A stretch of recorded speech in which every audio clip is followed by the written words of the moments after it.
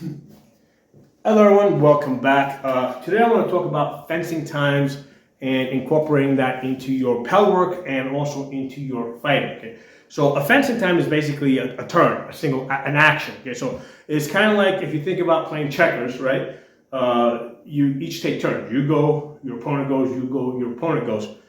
If you think back to when you were, I don't know, 6, 7 years old and you first learned how to start playing checkers, the easiest way for you to win in checkers was to take 2 turns, okay? You know, when your sibling wasn't looking. Or the easiest way for you to lose, right, is while you weren't paying attention, right, your sibling took 2 turns, okay? So if you can skip ahead, you have a pretty big advantage. Now, with regards to your sword fighting or your sword techniques, right, I'm going to start off with my shoulder here. So each action counts as a turn, right, or fencing time, or beat, as people will refer to it. So if I start from my shoulder here, that's 1, 2, 3, 4, okay? So let's do it again. So 1, 2, right? So if I start my attack, that's my attack, and then my recovery counts as a fencing time, okay? So one of the ways that somebody can take advantage of that, right, is while you throw, right, they block it, right? If they're nice, right, they'll wait for you to recover before they throw a shot, right, and allow you time to block it. If they're playing to win, what they're going to do is you throw while you are recovering. They're following your sword back, and they hit you. Okay, so now they've skipped ahead. They've skipped a turn. Okay, so let me do this with the small shield here. So with the shield here, right? If I'm not taking advantage, right? So my opponent throws a shot, 1, 2, right? 1, 2, right? Now, if I want to skip ahead, they throw a shot, 1, right? So as they throw their shot, right, I'm going to block it. So I'm using this shield because I have to punch block with the shield because it's a smaller shield. And it's easier for you guys to visualize the block. You can actually see it happening. So what I don't want to do is go 1, 2, right? I want to go 1, okay? Right? So I don't want to go 1, 2, 3. No. I go 1 and then recover. Okay? So that's taking advantage, you know, of the fencing times, trying to skip ahead. So I can take further advantage of this and put the shield down. Okay, so is basically if anytime you're attacking the same side, right? So if I'm on my left side here, right, and I attack, let's say left side, I recover, right? That's a full action. If I go to the other side, I can basically skip a step. Okay, so if I go here, 1, 2, 3, 4. Okay, now I'm going to go to the other side. 1, 2, 3. Okay, so it took me 1 step less to get back to my shoulder. Okay, so the reason for that is because when I throw my shot, what I'm doing is instead of recovering all the way to my shoulder, I'm using the recovery to power the next shot. Okay, so I'm skipping ahead. I'm skipping a turn basically by attacking the other side. Okay, so 1, 2, and then back to the shoulder. Okay, so most people that have been fighting for a while, even if they've never heard the term fencing terms, they're aware that if you get attacked on one side, the fastest place for your opponent to go next is someplace on the other side. Okay, so for that reason, if let's say somebody attacks me on this side over here, I'm expecting the next shot to be somewhere on the other side. Or if they attack this side here, I'm expecting the next shot to go to the other side. So that's the expectation because that is the easiest. It takes the least amount of energy, right, to go from there to there, right? That takes less energy there to there versus going there, coming back, and going again.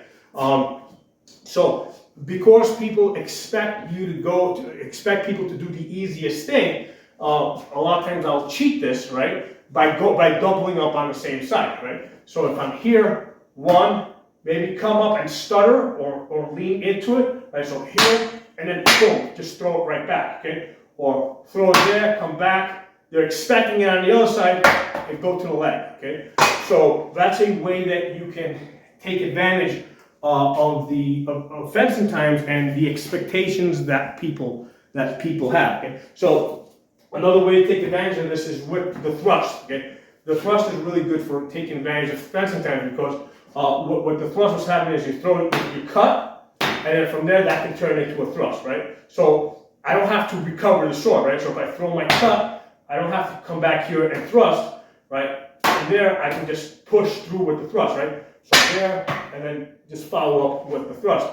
So the thrust is a way to gain the fencing time. It's almost a single action, right? So if you cut and thrust, I mean, your hand's right there. It really doesn't take you that much longer. Now, the other advantage of the thrust is that it's easy for you to change directions. So if I make a thrust, right? Look at my hand here. If I make a thrust with my palm facing down, okay, the easiest thing for me to do is then roll a cut to the other side. If I make a thrust with my palm facing up, then the cut's going to go to the other side. Okay, so depending on how I thrust, palm down, it'll go that side, or if I thrust palm up, it'll go to the other side. So the subtlety of if the palm is up or the palm is down is not something that's easy to see in the fight. I mean, you gotta have somebody that's really paying attention to the details. So using that thrust and going, you know, sometimes switching your thrust to palm down, sometimes switching it to palm up, that will change up which side your follow-up cut will be to, okay? So this is something that you want to incorporate into your pellet work. When you first start learning to fight, usually we're concerned with like body mechanics and how we're going to generate power, right? So that's usually in the first 6 months to a year, right? So, you know, first 6 months to a year, you're talking about using your hips, right? And I did a separate video on power generation, right? You can turn your hips into the shot, you can step forward into the shot, you can use your lats to throw it to power, you can close your hand. So there's lots of different ways to generate power.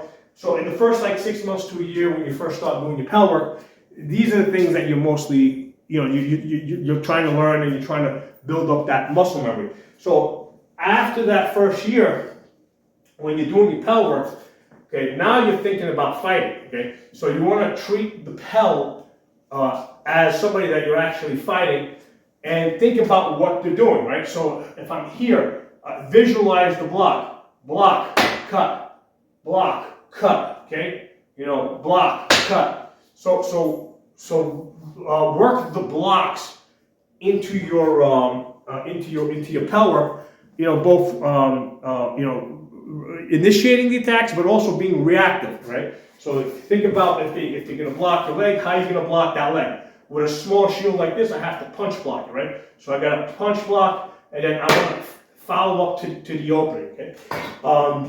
Now with the sword and shield, okay, what I have is here is a disconnected offense-defense, okay? So the shield can be on 100% defense, while the sword is on offense. So I can basically block here and then just cut to the leg because the shield is blocking. So the sword can go anywhere because I can rely on the shield for that defense. But if I go to a two-handed sword, put this down.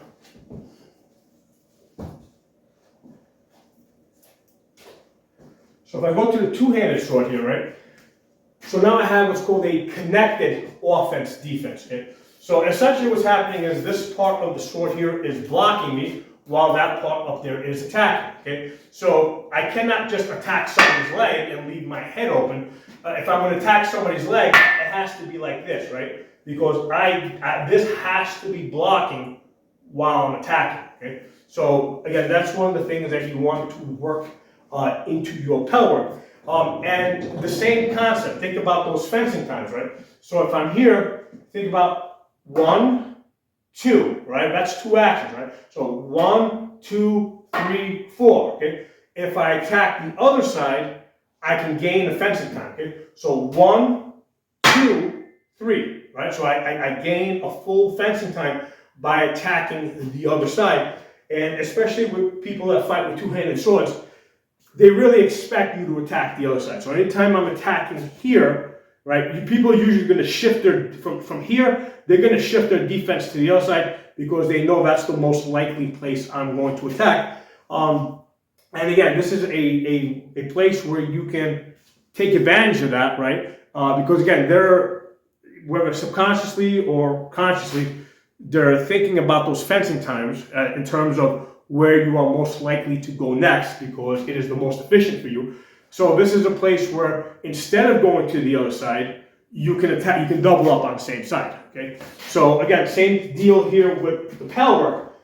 Visualize actually fighting someone, right? So if I attack to that side, come back, maybe fake there, and then step and attack, right? So I'm now treating this like it's somebody that I'm actually fighting, okay? Or if I attack left side, right, they're expecting, I can actually come back, start here, and then come back to the other side. So I can actually start the motion as if I'm going to the other side, and then step and bring it back to that side over there, okay? So again, the same deal here.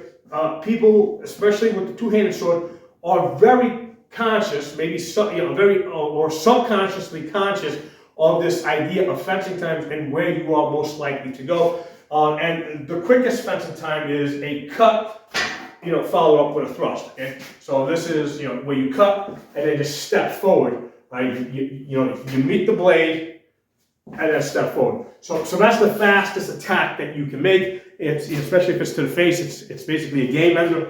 So these are things that people are expecting. Now, one of the things that people, because a lot of times people think right side to left side to right side.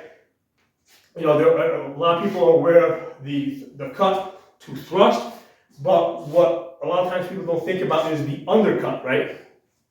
So from the undercut, right, so my hands are high, so I'm blocking my head and my body here. So from the undercut, right, I can either attack left side or I can attack right side, right? So, I'm centered up to the camera over there.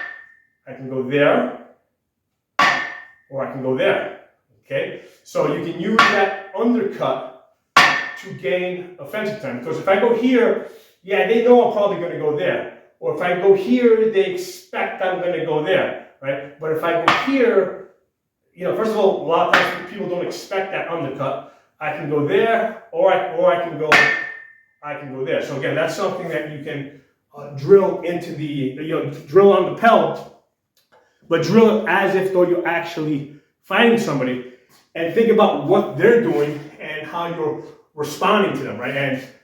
And be aware that, hey, you do something, they're going to do something. You do something, they're going to do something. And think, okay, how can I skip a turn? What are the things that I can do to actually skip a turn and jump ahead of them, okay? Let's talk about polearm for a sec. So polearm also has two sides, right? Now, usually it actually has three sides, right? So you got this side, you got that side, but you also got that side there. So same deal with the polearm, right? With the polearm, if I make a cut, right, the fastest thing is going to be to follow up with the thrust, right? So if I make it, now usually with the polearm, it's longer, there's more weight here, so people tend to favor their strong side. Strong side being if I'm leading with my right hand is strong side. If I'm leading with my left side is strong side. So with the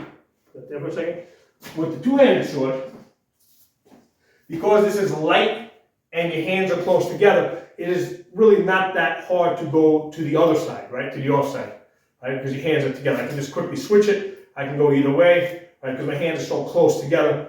But with the polearm, okay, because there's more weight here, and because as you're striking harder and faster, there's the weight of the head drives you forward.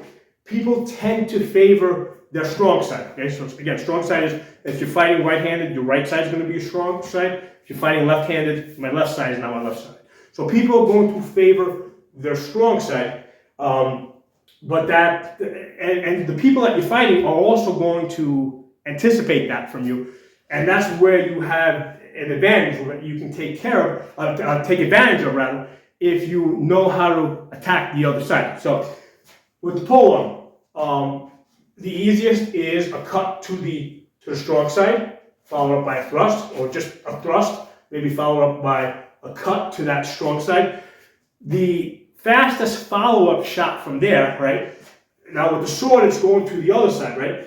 Because of the weight that's involved here, the fastest shot here is going to be with the butt spike, okay? Because what's happening is as I make my cut there, while this is recovering, that's setting up that for a thrust, okay? So that's my fastest shot, my fastest shot, to go from this side to that side, as opposed to, let's say, with the two-handed sword, or even with the one-handed sword, okay? My fastest cut's going to be from one side to the other, right? Because this is fast and light, so that's going to be my fastest. Okay? Same deal with this. Because this is really fast, because of the weight distribution on that, it's really fast to go from one side to the other. That's not going to be so fast with the polearm. Okay, the fastest here, right? Well, the fastest going to be the follow, cut, thrust, and then from there, as you're recovering, as this is coming back, and people are usually looking at that, because if you just hit somebody with that, right, and they blocked it, and this is coming back, they're looking at that big scary head over there that they know it can hit them pretty hard. So as you're coming back, they're looking at that, they're not looking at that, okay? You just slide your head up and your hand up and you hit them like that. So that's going to be your really your third fastest shot, right? Because the fastest is going to be cut to thrust, butt spike, right? And you can just play this back and forth, okay? The next fastest is going to be your back cut, okay? So the back cut is something that works best against a shield, right? Because if I try to do a back cut, let's talk about what the back cut is. Back cut is, instead of cutting there, I'm actually going to pull my arms in, right? So instead of letting the pole go there, I'm going to pull my arms in so that the pole comes through and then come back and hit you on the other side, okay? So I'm pulling, I'm using my body and I'm torquing back and I'm hitting you with the back side of the polearm, okay? So now in order to do that, like I said, I got to pull my arms here. If I'm fighting against another pole, yeah, I'm leaving myself wide open here. So it's not the best option against another pole. However, against a shield, right, which has a shorter sword, that's a good option, right? From here, now you can come back on this side and you can get on the inside of their shield, either with the cut or you can come in with the thrust, okay? So you do that by pulling short and coming back, okay? So that's a really fast shot against the shield man, okay? Again, against another pole, yeah, if you pull your arm short, you're leaving yourself wide open. So that's something you gotta do. You gotta be a little careful about. But you have another option for attacking the pole man on the other side. Okay? So the way you're gonna attack on that side, right, is what you're gonna do is you're gonna take this hand here and you're gonna drive that into your shoulder, okay, and that's how you get to the other side, or into your armpit rather. Right? You see how I'm doing that? So I'm driving into my armpit, right? And that's how you get to the other side, okay? All right, so from there. I've shortened this up a lot now because of the short ceiling in here, okay? All right, so from there you can actually tick-tock back and forth. There. So you can go back and forth once you learn this technique of swinging into your armpit, okay? And then you attack there. So that's really quick. That allows you to attack either side. But one of the other things that I will do is, and I'll do this with the Greatsword as well, I like to take a high vertical guard, okay? Because from this high vertical guard, you know, I can attack, it's a very subtle motion to attack left or to attack right, okay? Because if I'm coming, let's say, here, right, like this, like horizontal, they know that it's coming from this side and that they can easily block it. Or if I'm coming here, they know it's coming from the other side, right? Because from here I can't switch it, you know, but if I'm vertical, right, I can start here and I can very easily bring it there, right? Or I can actually lean left a little bit and then go right. Or lean right and go left, okay? Because I'm holding the center here and I can either, you know, it's very subtle motion to go left or right. With the polearm, one of my favorite guards is basically just holding it from here in the center. Okay, because from here, especially if you got somebody that likes to thrust, you know, it's basically 6 inches left or right, right? If I'm holding it like this diagonally, what I find is that it leaves, the issue that I have here is, like, if somebody's thrusting at me here, okay, great, that's a 6-inch motion back and forth. But if somebody's thrusting up here, now that's 12 inches from this direction to that direction, okay? So that's a 12-inch motion, right? Right. If somebody's thrusting down here, right, now I gotta go in the other way, right? So if I'm holding this diagonally, depending on where they're thrusting at, you know, it's a different motion, right? It's 6 inches in the center, it's 12 inches to the left up here, and it's 12 inches to the right down here. And that's too much thinking for my particular taste. So I like holding center here, right? Threatening with the point, right? So now if they're thrusting at me, no matter where they're thrusting at me, whether it's head, you know, midsection or hips, it's about 6 inches either way. And then I have the ability to attack from there. And also from here, I'm in a position where I can, you know, it's a solo attack, where I want to attack left or right, I can attack either side. Okay? And it's very subtle, because it's not coming in like way horizontal like this. It's just coming from here to there. Okay, so these are the things that you want to, like, when you do your pel work, think about these fencing times and think like, okay, I've got the pole here, right? Okay, somebody attacks me, right? I'm going to block it, right? I block it from here. So now the pole's over here. What's the fastest thing I can do? Well, if the pole's over here, fastest thing is just to attack there. What if they're on this side? They come on this side now. What's the fastest thing to do from here if they come to that side? Well, here I got to cross my hands, but there I can throw the butt spike without crossing my hands, okay? So this is what I mean about visualizing the attacks, okay? So if they come on this side, I bring it over here, yeah, I can thrust, I can attack to this side. If they come on this side, I'm going to butt spike, because that's the easiest, okay? So as you visualize these, you know, the pel actually attacking you, and think about what's the fastest response. Okay, what's the fastest thing to do? Because you know, again, it's a game of checkers basically. Everybody gets a turn. You take a turn, he takes a turn. You get a turn, he gets a turn. If you waste a turn, you're going to get killed. Okay, if you can get the other guy to waste a turn, you got the advantage. Okay, or if you can do something that takes, like, where you can kind of skip ahead, right? Like, for example, like a cut and to straight the thrust.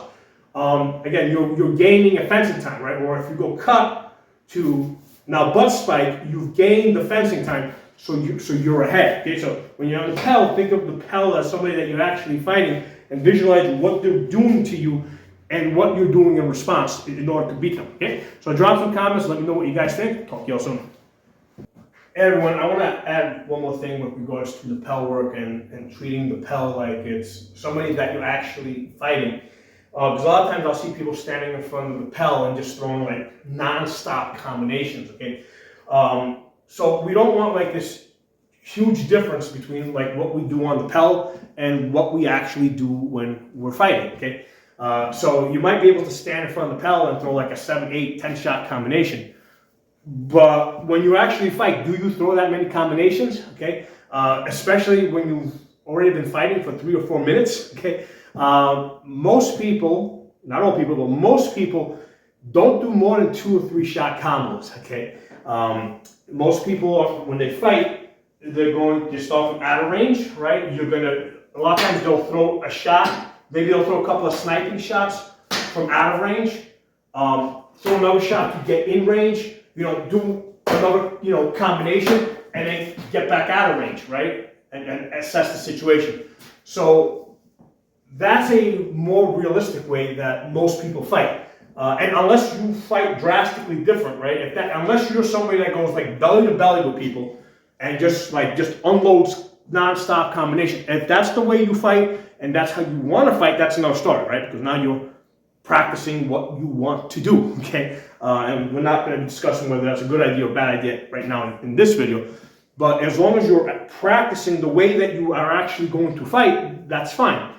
But if the way that you fight is you'll throw 1 or 2 shots or 3 shots from out of range, get in a little closer, throw another 2-shot combos maybe, get back out, reassess, maybe get back in, going in and out from different angles. If that's what you normally do, then that's what you want to do on the Pel, right? That's how you want to practice. So the issue with like 6, 7, 8-shot combos is that in real fighting, right? When we're fighting, as people throw more than 2 or 3 combinations, the shield tends to open up. Okay, so that's even with experienced fighters. So that's why, I've been fighting for 17 years. I rarely throw more than 2 or 3 combo shots. Okay, and it's usually not even that much. Usually the fake, right? A fake counts as a shot, right? Because that gets somebody to react. So it'll be fake, boom, boom, okay? And then I'm out and assessing what they did, right? Boom, out, okay? So that's more realistic to the way that I actually fight. So that's what I want to practice on the Pel. I don't want to do just non-stop combinations, okay? The other thing is with pursuing, right? Usually when we're fighting, what happens a lot of times, people, especially new fighters, they tend to pursue a lot, okay? And that's not what you will do on the Pel, because the Pel isn't going to run away from you. But keep in mind that experienced fighters are going to back up, because they know that a newer fighter, after they take 2, 3, 4 shots, as they take 4 steps, right? As people take more steps in pursuing, right? By the 4th step, the shield starts opening up, and now they got an easy shot, okay? So that's something that you want to have in your mindset when you're pelling, when you're doing your Pel work. So you don't, so you can back up 4 steps, right, and then you can practice how you're going to come in, right, keeping the shield closed, right, keeping your arm over as you step over, do your combo and then get out. And then this way you're kind of ingraining this idea that, hey, I'm not going to take more than 3 or 4 steps, because if I take more than 3 or 4 steps, I'm probably going to start getting sloppy, okay? So again, this is a way to use the Pel, to ingrain that footwork where 3 steps, 4 steps, or 5 steps, whatever it is for you, is your max. Because everybody, if you take too many steps, you're probably going to start opening up the shield. It's just a natural thing, because as you start running faster and faster, things tend to open up wider and wider. So think about these things, and think about ways to integrate this into your Pel work. Like, how do you actually fight? How do you go from out of range, in range, right? How do you engage? How do you exit, right? Do you exit left? Do you exit right? With a lot of new fighters, what they tend to do is, they do a lot of this belly-to-belly fighting, right? Because they have it ingrained getting out here. So, practice, throw maybe 2 sniping shots, come in, do your combo, and then get out, practice getting out, so you're not staying in there going belly to belly, because what tends to happen is, if you go to belly to belly with a more experienced fighter, they're going to subtly change angles on you. You're not going to realize it. So they've shifted, you're still there, facing that way, and now they're on your 45, and they got openings that you don't realize that they have. Okay, so again, integrate into your Pel work the way that you actually fight, or where you want to go. Right? Don't just do a million shot combinations, okay? Because that's not what you're going to do, especially after you've been fighting for 3 or 4 minutes and you're starting to get tired. You're probably going to be only throwing 2 or 3 shot combinations max. Okay, so talk to you all soon.